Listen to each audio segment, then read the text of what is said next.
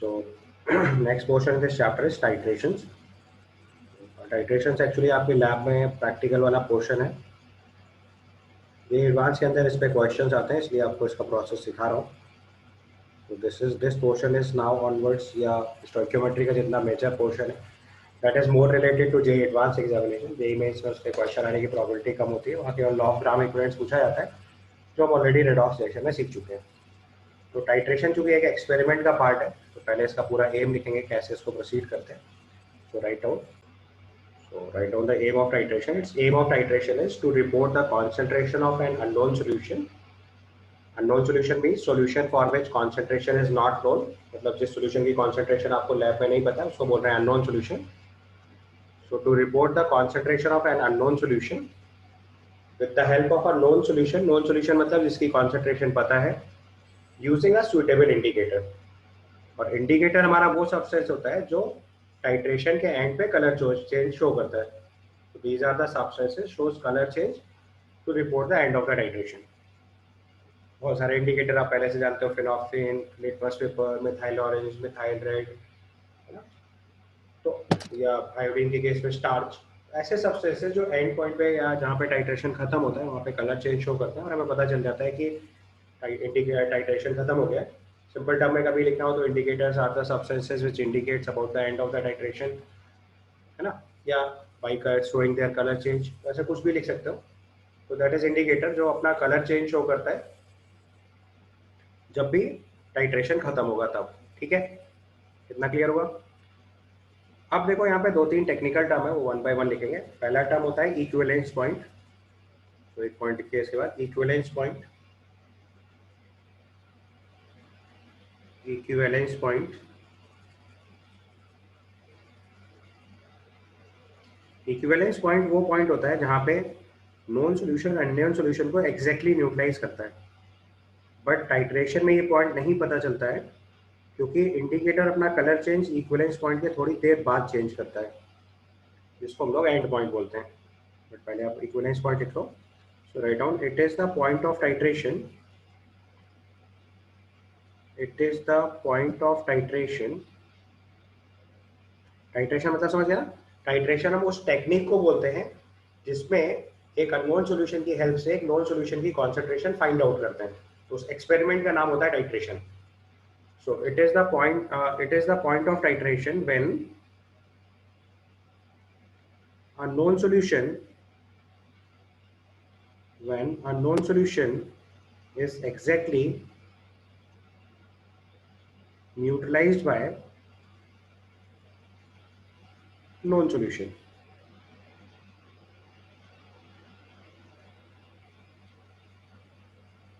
और ये एक्चुअली में थ्योरेटिकल पॉइंट होता है जो हम टाइट्रेशन में कभी फाइंड आउट नहीं कर पाते हैं. So write down, it is a theoretical point. It is a theoretical point which cannot be identified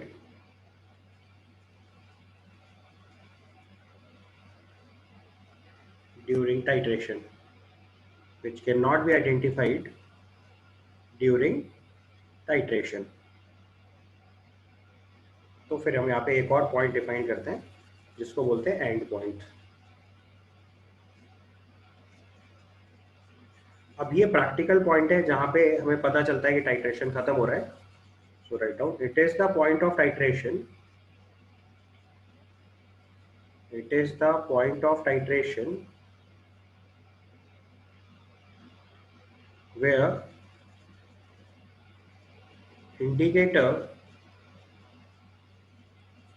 indicates about the end of titration.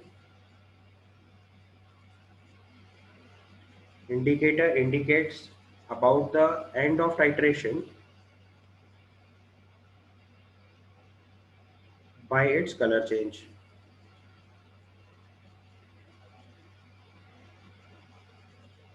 Practically, end point is slightly ahead of equivalence point. Practically, end point is slightly ahead of equivalence point. slightly ahead of equivalence point. Okay, और practical condition में हम titrations के अंदर and point पे law of gram equivalence apply करते हैं। Actually में हमें law of gram equivalence apply करना चाहिए इक्विवेलेंस पॉइंट पे, बट चूंकि टाइट्रेशन में वो पॉइंट पता ही नहीं चल पाता है, तो हम लोग प्रैक्टिकल एरर्स को इग्नोर करते हुए या जो प्रैक्टिकल डिफिकल्टी है उसको इग्नोर करते हुए एंड पॉइंट पे हम लोग law of gram equivalence apply कर देते हैं। तो इस पॉइंट को भी इंपॉर्टेंट पॉइंट है, इसको लिखिए नोट बना के। So write down, although law of gram equivalence is applicable, although law of gram equivalent, क्योंकि लॉ ऑफ ग्राम इक्विवेलेंट कहाँ लगाते हैं, जहाँ पे दो सब्सटेंस एग्जैक्टली एक दूसरे को न्यूट्रलाइज करते हैं। सो although law of gram equivalent is applicable at equivalence point, but we apply it at the end point due to practical restrictions.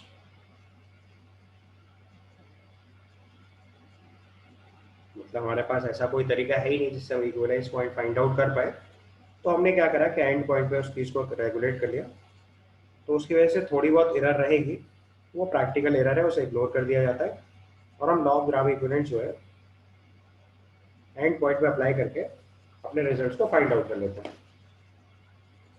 So although law of gram equivalent is applicable at equivalence point, but we apply it at the end point due to practical restrictions. ठीक है।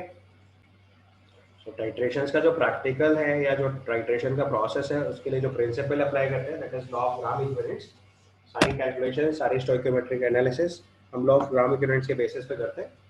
Law of gram equivalent क्या होता है कि अगर कोई भी दो सब्सटेंसेस एक दूसरे के साथ कंप्लीटली रिएक्ट कर जाते हैं, तो एट द एंड पॉइंट या एट द इक्विवेलेंस पॉइंट हम उनके ग्राम इक्विवेलेंस को इक्वल कर देते हैं। तो पहले लॉ ऑफ ग्राम इक्विवेलेंस लिख लीजिए। So write down, when two substances reacts completely with each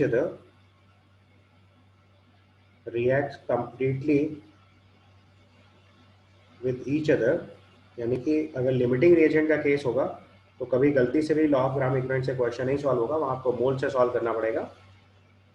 लेकिन अगर एग्जैक्टली न्यूट्रलाइज हो रहा है या एग्जैक्टली रिएक्ट कर रहा है तो लॉ ऑफ ग्राम इक्विवेलेंस काम करता है।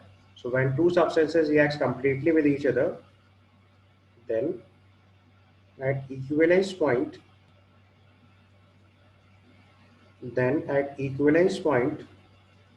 their gram equivalents are equal. And at equivalence point their gram equivalents are equal. पूरे टाइट्रेशन में इसी एक प्रिंसिपल से सारे क्वेश्चन सॉल्व होंगे। जब भी कोई दो सब्सटेंस एक दूसरे के साथ कंप्लीटली रिएक्ट कर देंगे, in that situation there gram equivalents are equal. अब ग्राम इक्विवेलेंस निकालने के आपको अलग अलग तरीके पता है, वो एक बार क्विकली रिवाइज कराता हूँ। तो सबसे पहले ग्राम इक्विवेलेंट निकालने का तरीका होता है, सब्सटेंस का मास लिखते हैं ग्राम्स में और उसको इक्विवेलेंट वेट से डिवाइड कर देते हैं। So gram equivalent is equal to mass in grams upon equivalent weight. अब जो इक्विवेलेंट वेट निकालते हैं उसका तरीका आपको पता है, this is molecular weight by n factor. तो अगर यहाँ पे इक्विवेलेंट वेट कभी भी निकालना होता है तो the formula is molecular weight by n factor. और एन फैक्टर आपको पता है कि अलग अलग केसेस में या अलग अलग सब्सटेंसेस के केस में अलग अलग होता है। That n factor if we know, तो हम किसी भी सब्सटेंस का ग्राम इक्विवेलेंस निकाल सकते हैं। ठीक है, तो एन फैक्टर समझ गया ना। एलिमेंट के लिए वैलेंसी, आयन के लिए चार्ज, एसिड के लिए बेसिसिटी, बेस के लिए एसिडिटी, सॉल्ट के लिए टोटल चार्ज ऑन कैटायन और एनायन, ऑक्सीडाइजिंग रिड्यूसिंग एजेंट के केस में चेंज इन ऑक्सीडेशन नंबर पर मॉलिक्यूल या नंबर ऑफ इलेक्ट्रॉन एक्सचेंज पर मॉलिक्यूल से हम लोग कैलकुलेट कर लेते हैं। इसका दूसरा तरीका अगर हम लिखें यहाँ पे, तो आप देखो ग्राम इक्विवेलेंट लिखने का दूसरा तरीका हो गया number of moles into N factor. क्योंकि अगर आप इक्विवेलेंट वेट की जगह molecular weight by n factor लिख देंगे तो mass upon molar mass is moles and moles into N factor will give you gram equivalents. तीसरा रास्ता अगर लिखा जाए तो ग्राम इक्विवेलेंट्स निकालने का तरीका होगा normality into volume in litres.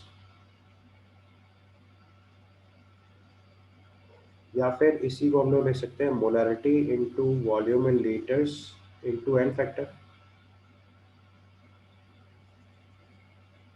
इसके बाद कभी कभी हम लोग मिली इक्विवेलेंट्स का टर्म लिखेंगे, तो मिली इक्विवेलेंट्स हो जाएगा normality into volume in millilitre, या फिर इसी को molarity into volume in millilitre into N factor लिखेंगे। ये हमारे ग्राम इक्विवेलेंट निकालने के तरीके हो गए। तो नेक्स्ट केस स्पेसिफिकली अब एक एक करके टाइट्रेशन डील करना शुरू करें। तो पहला केस लिखिए एसिड बेस्ड टाइट्रेशन। उसमें लिखिए in this titration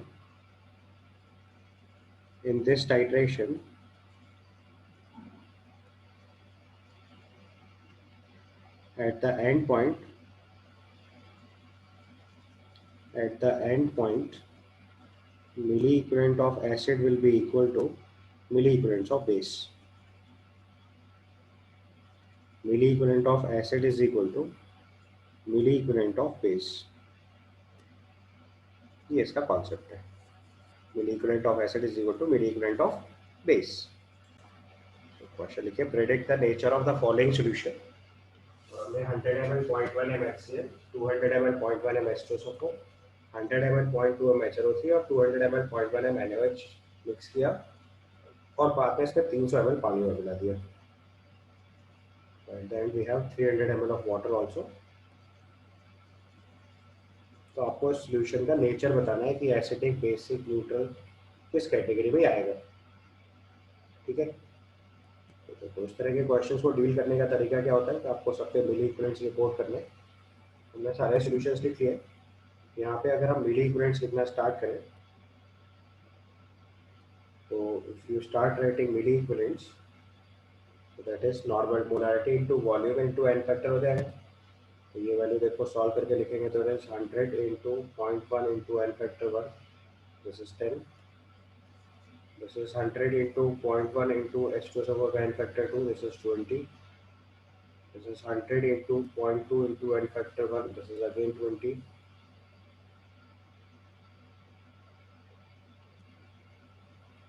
H2SO4 200 ml था।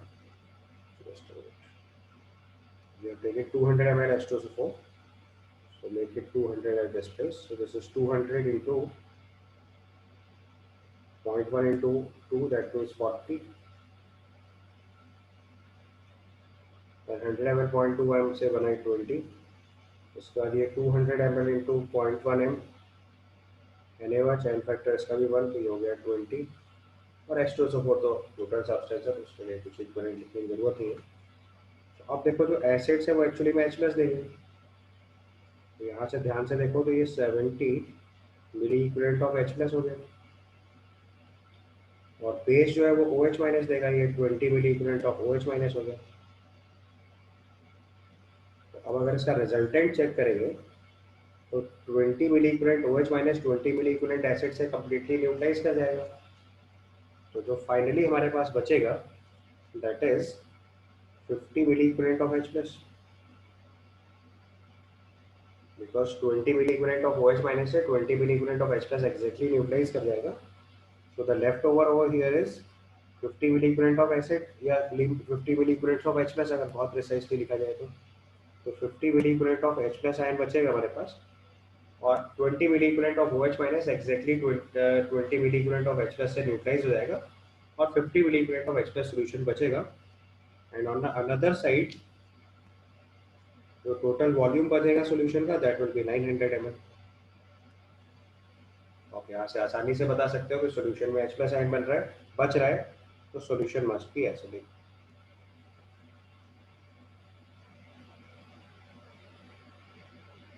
Solution must be acidic. तो आप देखो अगर नेक्स्ट क्वेश्चन में पूछा जाए find the H+ concentration in the above question या अबव सॉल्यूशन, तो H+ कॉन्सेंट्रेशन कैसे निकलेगा। 50 मिली इक्विवेलेंट ऑफ H+ बचा हुआ है, 900 ml वॉल्यूम है, तो कॉन्सेंट्रेशन ऑफ H+ हो जाएगा milli equivalents upon volume in ml। तो ये आपको H+ की नई कॉन्सेंट्रेशन पता चल गई विच इज 1/18। ठीक है, अब चलो इसी क्वेश्चन को थोड़ा और एक्सटेंड करो। तो आप देखो पता चल गया कि ऊपर वाला सॉल्यूशन एसिडिक है जिसमें H+ कॉन्सेंट्रेशन 1/18 है, तो ऑटोमेटिकली अब इसको न्यूट्रलाइज करने के लिए बेस रिक्वायर्ड होगा। तो अब अगर हमसे पूछा जाए कि कितने बेस से न्यूट्रलाइज होगा, तो अगला क्वेश्चन लिख लो, how much 0.2 m barium hydroxide is needed, how much 0.2 m barium hydroxide is needed to neutralize the above solution. How much 0.2 m barium hydroxide is needed to neutralize the above solution. अब देखो जितना भी barium hydroxide add करेंगे वो ऊपर वाले acid को completely neutralise करेगा, तो कॉन्सेप्ट के हिसाब से milli equivalent of acid will be equal to milli equivalent of barium hydroxide हो जाएगा। एसिड के मिली इक्विवेलेंट हमने पहले ही निकाल चुके हैं, 50 मिली इक्विवेलेंट ऑफ एसिड बच गया था। बेस के मिली इक्विवेलेंट्स निकालेंगे तो इसकी मोलारिटी 0.2 दे रखी है, वॉल्यूम मान लीजिए हमने V1 एज्यूम ले लिया कर लिया, और n फैक्टर इसका 2 होगा, because number of replaceable OH minus over here is 2। यहाँ से सिंप्लीफाई करेंगे तो वॉल्यूम की वैल्यू आ जाएगी 125 ml। ठीक है, अब क्या हुआ कि जो बच्चा ये टाइट्रेशन कर रहा था उसने गलती, उससे एक्चुअली में 125 ml बेरियम हाइड्रोक्साइड डालना चाहिए था न्यूट्रलाइजेशन के लिए, बट उससे क्या हुआ कि गलती से उसने 200 ml बेरियम हाइड्रोक्साइड डाल दिया, क्योंकि जो हमारे पास मेजरिंग सिलेंडर था वो 100 ml का था, एंड ही डिडंट रियलाइज, और उसने 100 ml के 2 बार बेरियम हाइड्रोक्साइड्स में ऐड कर दिया। तो नेचुरली आपको समझ में आ रहा है कि अगर बेरियम हाइड्रोक्साइड ज़्यादा डाल देंगे तो सोल्यूशन आप कैसा हो जाएगा, अल्कलाइन। तो अब इसे न्यूट्रलाइज करने के लिए फिर से एसिड रिक्वायर्ड होगा, तो अगर हम इसको दोबारा एसिड से न्यूट्रलाइज करेंगे तो उसको टेक्निकल टर्म में बोलते हैं back titration. So that is not any special type of titration, that is actually the titration जो हमारी गलती को रिकवर करने के लिए यूज होता है, या कभी कभार गलती नहीं होती है, कभी कभार मजबूरी होती है, जैसे मतलब मेजरिंग सिलेंडर ही अगर उस वॉल्यूम का है या जो वॉल्यूम इसमें आ रहा है वो एक्जैक्टली डाल ही नहीं सकते, तो हमने एक रैंडम अमाउंट पुट करके या एक्सेस अमाउंट पुट करके दोबारा उसको न्यूट्रलाइज करके देख लिया, तो that concept is called back titration. तो उसको भी हम इसी क्वेश्चन में आगे कंसिडर कर लेते हैं। So write down, if instead of 125 ml barium hydroxide, if instead of 125 ml barium hydroxide 200 ml of it is added, 200 ml of it is added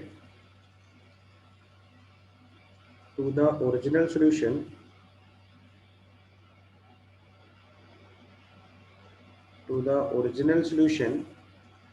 then how much 0.1 m H2SO4, then how much 0.1 m H2SO4 is required, how much 0.1 m H2SO4 is required to reach neutral point.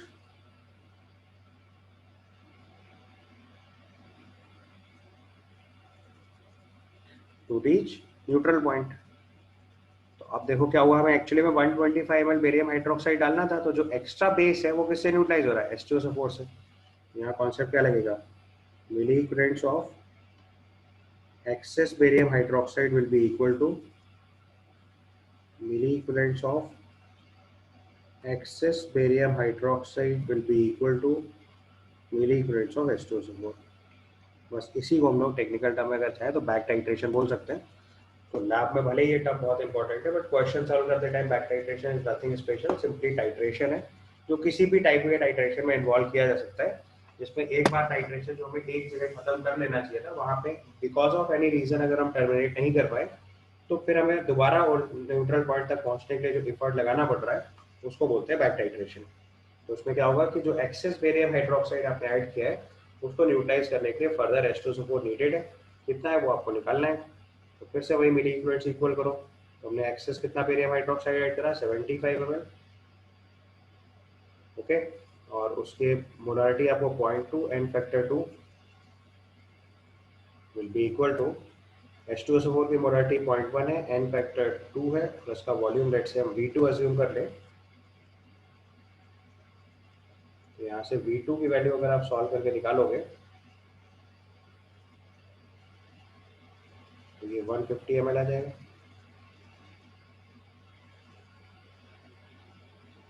तो अगर आपने 150 ml NaOH further add कर दिया तो ये solution दोबारा neutral point पे पहुंच जाएगा। इसको बोलते हैं back titration. So next question is 0.492 gram of KH2PO4 is titrated against a solution of 0.112 m NaOH. The volume of base required to do this is 25.6 ml. The reaction is represented by H2PO4 minus plus OH minus gas, HPO4 2 minus plus water. Percentage purity of KH2PO4 आपको बताना है। तो अब देखो क्या होगा कि जब भी न्यूट्रल पॉइंट पे पहुंचेंगे तो milli equivalent of KH2PO4 equal to NaOH हो जाएगा। यहाँ पे कॉन्सेप्ट अप्लाई करेंगे मिली इक्विवेलेंट्स ऑफ KH2PO4 और ऑब्वियसली जो प्योर फॉर्म है वही रिएक्ट करेगी, will be equal to milli equivalents of NaOH। ठीक है, क्लियर। तो अब हम अगर अज्यूम कर लें कि प्योर KH2PO4 x ग्राम है, तो अगर इसके मिली इक्विवेलेंट्स लिखेंगे तो x डिवाइडेड बाय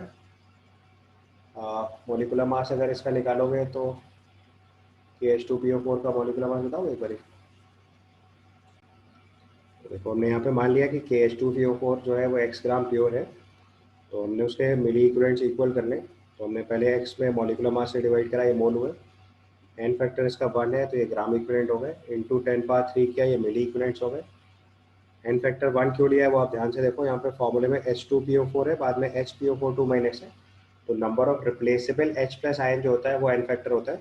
तो 2 H में से केवल एक ही H रिप्लेस हुआ है, एक H अभी भी देखो बचा हुआ है, तो उसका n फैक्टर 1 हुआ। गलती से भी H नहीं काउंट करना है, ध्यान रखना है number of replaceable H plus ion जो है वो n फैक्टर होता है। तो H2PO4 माइनस में 2 H हैं, दूसरी तरफ HPO4 2 माइनस बचा है, तो एक H अभी बचा हुआ है, यानी एक ही H रिप्लेस हुआ है, सो n फैक्टर इज 1। NaOH के लिए आपको वॉल्यूम दिया है 0.1 molarity 0.112 molarity into volume into n factor for NaOH is 1 because replaceable OH minus 1 है। यहाँ से सॉल्व करके x लिखेंगे तो 0.112 इंटू 25.6 इंटू 136/1000 आ गया। परसेंटेज प्योरिटी लिखनी है तो 0.492 ग्राम टोटल सैंपल है, तो उसके अमाउंट से अगर डिवाइड करके इंटू 100 करेंगे तो ये परसेंटेज सॉल्व होकर आ रहा है 79.32%। Okay, so the next question is SO2Cl2 which is sulfurous fluoride reacts with water to give a mixture of H2SO4 and HCl. What volume of 0.2 m barium hydroxide is needed to completely neutralize 25 ml of 0.2 m SO2Cl2 solution? यहाँ पे देखो सबसे पहले आपको SO2Cl2 के लिए n factor required है, पहले उसकी रिएक्शन लिख लो। तो अगर SO2Cl2 की रिएक्शन वाटर से करेंगे तो it actually converts into H2SO4 and 2HCl.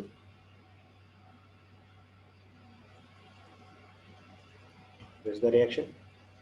तो H2SO4 जब सॉल्यूशन में जाएगा तो it will give you 4H plus, तो इसका n फैक्टर अगर हम लिखेंगे that comes out to be 4। अब कॉन्सेप्ट के हिसाब से milli equivalent of SO2Cl2 must be equal to milli equivalents of barium hydroxide, क्योंकि ये दोनों एक दूसरे को कम्प्लीटली न्यूट्रलाइज कर रहे हैं। तो SO2Cl2 की मोलरिटी दे रखी है 0.2, n फैक्टर है 4, वॉल्यूम है 25 ml, ये मिली इक्विवेलेंट्स हो गए। बेरियम हाइड्रोक्साइड के लिए मोलरिटी 0.2, n फैक्टर 2, वॉल्यूम आपको निकालना है, दैट्स ए V1। यहाँ से सिंप्लीफाई करेंगे तो V1 की वैल्यू आ जाएगी 50 ml। ओके, इसके बाद नेक्स्ट टाइप ऑफ टाइट्रेशन लिखेंगे, this is called redox titration. The next title redox titration.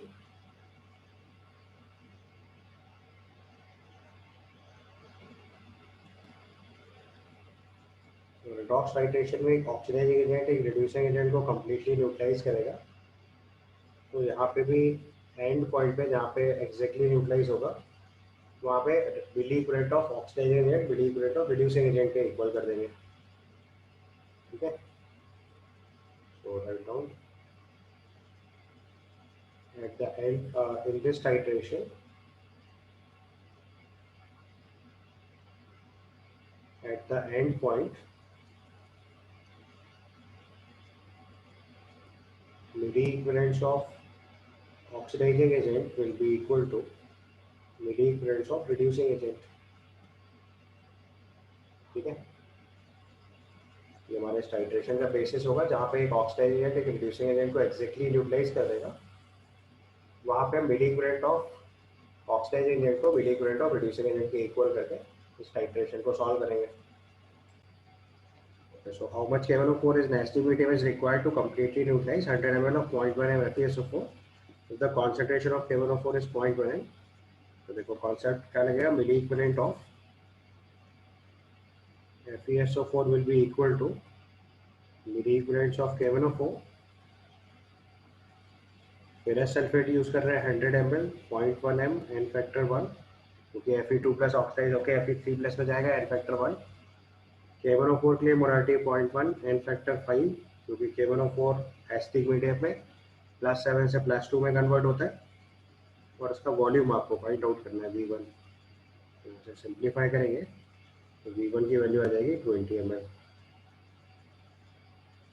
ठीक है.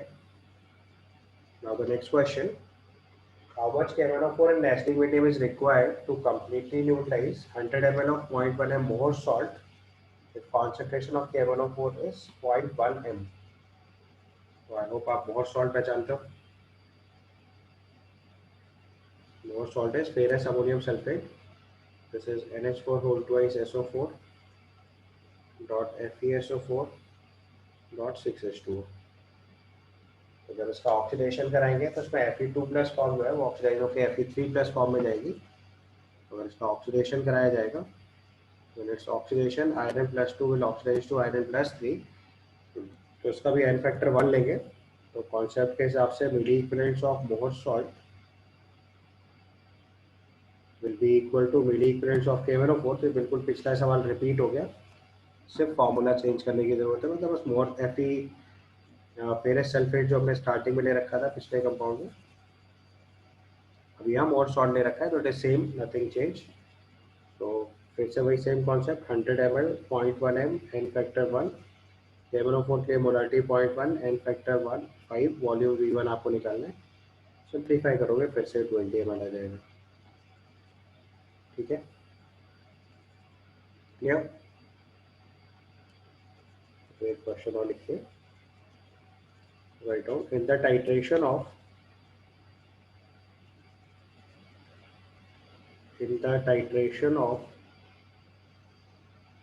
Mohr salt with KMnO4, in the titration of Mohr salt with KMnO4, how much Mohr salt is needed? Yeah, how many grams of Mohr salt is needed? How many grams of Mohr salt is needed to prepare? How many grams of Mohr salt is needed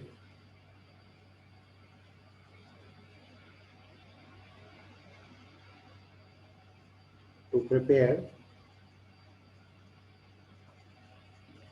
100 ml 0.1 N solution?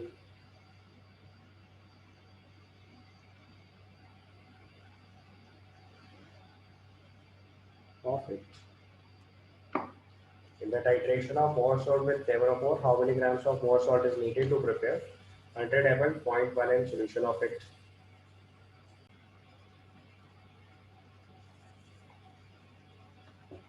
देखो इसमें मोर salt को solve करने के लिए आप मिली equivalent of Mohr salt दो तरीके से निकाल लो. एक बार मास अपॉन इक्विवेलेंट वेट से, मास x gram equivalent weight molecular weight bye 1, और दूसरी तरफ normality into volume in litres करना है तो बाई 1000 और कर लो. तो दो अलग अलग तरीके से इक्विवेलेंट्स इक्वल कर दिए, तो यहाँ से आपका अमाउंट आ जाएगा 3.92 ग्राम. Now the another question, how many ml of 0.2 m aluminum permanganate solution will be needed to oxidize completely a 30 ml of 0.5 m solution of ferrous oxidate in dilute H2SO4 medium. ठीक है, तो basically यहाँ दो substance use कर रहे हैं, एक aluminium permanganate, we are using two substances, एक एल्यूमिनियम परमैंगनेट, एल्यूमिनियम परमैंगनेट का फॉर्मूला लिखेंगे तो it is AlMnO4 whole thrice. ठीक है, तो जब इसको हम एसिडिक मीडियम में यूज करेंगे तो ये कन्वर्ट होगा Mn2 प्लस में, यहाँ ऑक्सीजन स्टेट +7 से +2 चेंज हो रही है, और हमारे पास टोटल मैग्नीज है 3, तो इस केस में अगर n फैक्टर रिपोर्ट करेंगे तो ये आ जाएगा 15। दूसरा सब्सटेंस है फेरस ऑक्सीडेट FeC2O4, ये ऑक्सीडाइज होकर कन्वर्ट होगा Fe3 प्लस में और CO2 में, यहाँ आयरन का ऑक्सीजन स्टेट +2 और कार्बन का ऑक्सीजन स्टेट +3 है, जो आयरन +3 और कार्बन +4 में चेंज हो रहा है। तो इस केस में अगर n फैक्टर रिपोर्ट करेंगे तो ये आ जाएगा 3, because change for iron is 1, change for carbon is also 1, और हम लोग n फैक्टर लिखते हैं चेंज इन ऑक्सीजन स्टेट पर मोल। तो टोटल 2 कार्बन की वजह से ऑक्सीजन स्टेट चेंज हो रही है 2 यूनिट, आयरन की वजह से 1 unit, so total n factor is 3। अब बस दोनों के मिडी इक्वलेंट्स इक्वल कर दो। तो कॉन्सेप्ट के हिसाब से milli equivalents of aluminium permanganate will be equal to milli equivalents of ferrous oxide। बस अब जो इंफॉर्मेशन गिवन है उसको बस यूज करिए, आप एक करिए तो आपका क्वेश्चन सॉल्व हो जाएगा। तो एल्यूमिनियम परमैंगनेट की मोलारिटी 0.2, n फैक्टर 15, वॉल्यूम आपको फाइंड आउट करना है V1 लेट से, और फेरस ऑक्सीडेट के लिए molarity 0.5, n factor 3, volume 30 ml। यहाँ से सॉल्व करके V1 निकाल लीजिए। ठीक है, ये सॉल्व होने के बाद 15 ml आ जाएगा।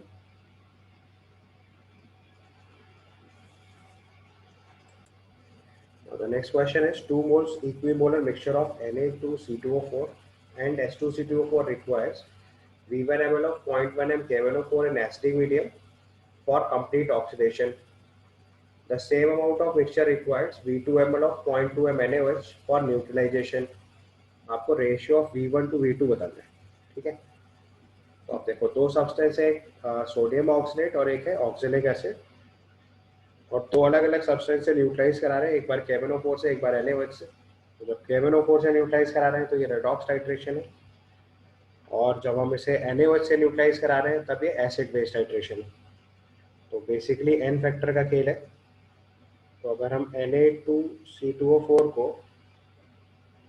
KMnO4 से रिएक्ट करा रहे हैं तो इस रिएक्शन में KMnO4 तो कन्वर्ट हो रहा है Mn2 प्लस में, और ऑक्सीडेट आयन कन्वर्ट हो रहा है CO2 में। ये ऑक्सीजन स्टेट +3, ये +7 और ये +4 में चेंज हो रहा है। सो कार्बन ऑक्सीजन स्टेट +3 से +4 चेंज हो रहा है, मैग्नीज ऑक्सीजन स्टेट +7 से +2 चेंज हो रहा है। So if we report there n factors, so it is 2 over here, 5 over here।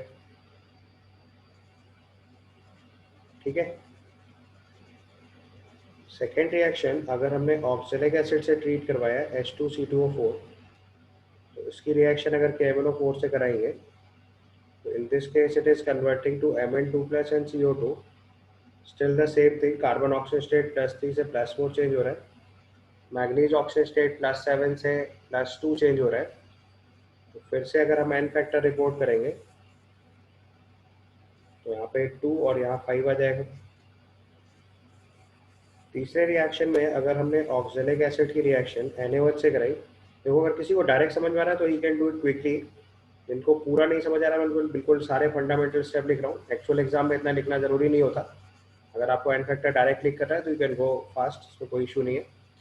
तो ऑक्जेलिक एसिड को NaOH से रिएक्शन कराएंगे तो ये Na2C2O4 बनेगा। तो इस केस में देखो रिप्लेसेबल H प्लस हमारे पास 2 हैं, तो in this case if I right the n factor, तो ऑक्जेलिक एसिड के लिए तो n फैक्टर अभी भी 2 है और NaOH का n फैक्टर 1 है। तो क्वेश्चन के हिसाब से इक्विपोलर मिक्सचर ऑफ Na2C2O4 और H2C2O4 यानी दोनों का एक एक मोल है हमारे पास। तो अब अगर हम क्वेश्चन अप्लाई करें मिली इक्विवेलेंट्स के टर्म में, तो पहले रेडॉक्स टाइट्रेशन के केस में हमारी कंडीशन बनेगी milli equivalents of H2C2O4 plus milli equivalents of Na2C2O4 will be equal to milli equivalents of KMnO4. Oxalic acid का 1 मोल है n फैक्टर 2, H2C2O4 का भी n मोल्स 1 n फैक्टर 2, ये इक्विवेलेंट हो गए, मिली इक्विवेलेंट्स में कन्वर्ट करना है तो 10 पावर 3 मल्टीप्लाई कर दो। राइट हैंड साइड के लिए KMnO4 यूज कर रहे हैं V1 ml 0.1 m, so molarity 0.1 n factor 5 volume V1 ml, ये मिली इक्विवेलेंट्स इक्वल हो गए। दूसरी इक्वेशन जो है वो एसिड बेस्ड टाइट्रेशन है, तो मिली इक्विवेलेंट्स ऑफ H2C2O4, Na2C2O4 तो रिएक्ट नहीं करेगा बेस से, so milli equivalent of H2C2O4 will be equal to milli equivalents of NaOH mole 1 n factor 2, ये gram equivalent into 10 to the power 3, ये मिली equivalent will be equal to NaOH के लिए हमारे पास दे रखा है V2 ml 0.2 m, so 0.2 into n factor 1 into V2, दोनों terms का ratio ले लो क्योंकि आपसे क्वेश्चन में V1 by V2 पूछा गया है, हमसे क्वेश्चन में पूछा गया है V1 by V2, ठीक है। तो बस क्या करना है, दोनों इक्वेशंस का रेशियो अप्लाई कर दो, तो दोनों का अगर हम रेशियो अप्लाई कर देंगे तो ये वैल्यू आ जाएगी 4/2 is equal to 0.5 V1 by 0.2 V2, ठीक है। यहाँ से सिंप्लीफाई करके V1 by V2 रिपोर्ट करना है आपको, ये 4/5 आ जाएगा, चेक करके देख लो।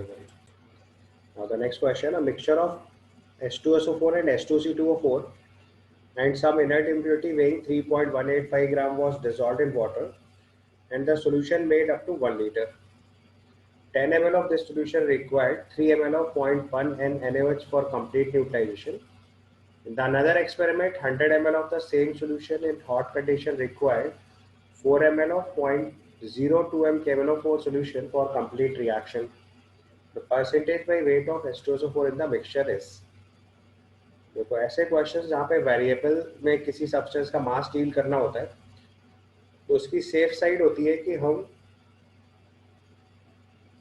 मिली मोल से सॉल्व करें, क्योंकि अगर आप कैलकुलेशन अपने कंट्रोल में रखना चाहते हैं और चाहते हैं कि क्वेश्चन कंफर्टेबली जल्दी सॉल्व हो जाए, the safe side is that always assume milli moles. गलती से भी मास एक्स नहीं मानना चाहिए, क्योंकि उसमें प्रॉब्लम है कि एक्स में अगर मोलर मास से डिवाइड करोगे तो बहुत एब्सर्ड फ्रैक्शंस बन जाएंगे और फिर इनको सॉल्व करना बहुत टीडियस होगा और या बार बार लिखना भी बड़ा अनकंफर्टेबल होता है। तो द सेफ साइड इज हमेशा मिली मोल्स अज्यूम करो और बाद में जब भी मास वास जो कुछ भी निकलना है वो आसानी से निकल आ जाएगा। तो इसकी मतलब एक आदत डाल लो, अगर आगे स्टोइकियोमेट्री में अगर कभी भी अमाउंट निकालना होगा या परसेंटेज निकालना होगा या किसी भी सब्सटेंस को 3-4 रिएक्शन से रिलेट करके सॉल्व करना होगा तो वेरिएबल हमेशा मिली मोल में मानने की आदत डाल लो।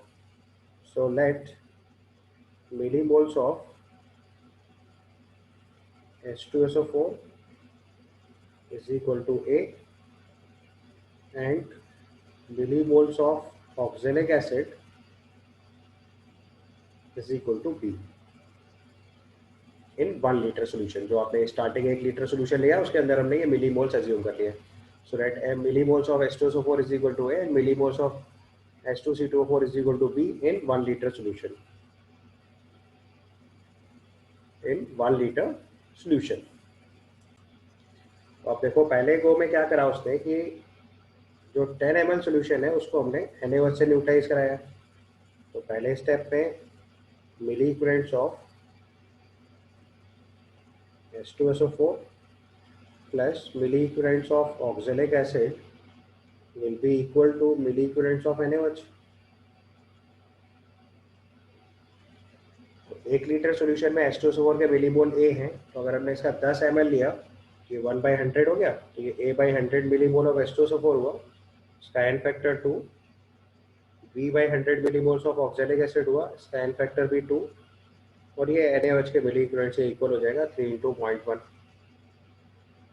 दूसरे स्टेप में जब KMnO4 से न्यूट्रलाइज कराएंगे तो H2SO4 में सल्फर हाईएस्ट ऑक्सीजन स्टेट +6 में, तो उसका फर्दर ऑक्सीडेशन होगा नहीं, तो ऑक्सीडेशन केवल ऑक्सैलिक एसिड का होगा। तो अगले केस में milli equivalents of H2C2O4 will be equal to milli equivalents of KMnO4। But आप यहाँ ध्यान से देखो, अब की बार जो एक्सपेरिमेंट कर रहे हैं that is being done with 100 ml of the sample. So the another experiment 100 ml of the same solution ले रहे हैं वो. तो अगर 100 ml solution लेंगे तो इसमें मिलीमोल्स ऑफ ऑक्सैलिक एसिड कितना हो जाएगा, B/10. 1000 ml में B है तो 100 ml में उसका by 10 हो जाएगा. तो B/10 इन फैक्टर इसका 2 ही होगा KMnO4 से न्यूट्रलाइज होते टाइम पे. और KMnO4 यूज कर रहे हैं 4 ml 0.02 m और KMnO4 का n फैक्टर कितना होता है 5. देखो इजीली दो इक्वेशन दो वेरिएबल का केस हो गया जिसमें आप बहुत कंफर्टेबली सॉल्व कर पाओगे. अगर हमने यहाँ पे मास अज्यूम कर लिया होता तो आपको देखो खुद ही समझ में आएगा कि मास के केस में पहली वाली इक्वेशन होती A/98, दूसरे वाले में A/90. हम एलसीएम भी लेते रह जाते. ठीक है, तो ये आदत में आप डाल लो कि हमें ऐसे करना है. तो आप इसको थोड़ा सिंप्लीफाई करके 2 इक्वेशन 2 वेरिएबल का केस है. ऑल्दो दूसरी वाली इक्वेशन से तो डायरेक्टली B सॉल्व होके आ रहा है. तो यहाँ से सॉल्व करके अगर हम B की वैल्यू निकालेंगे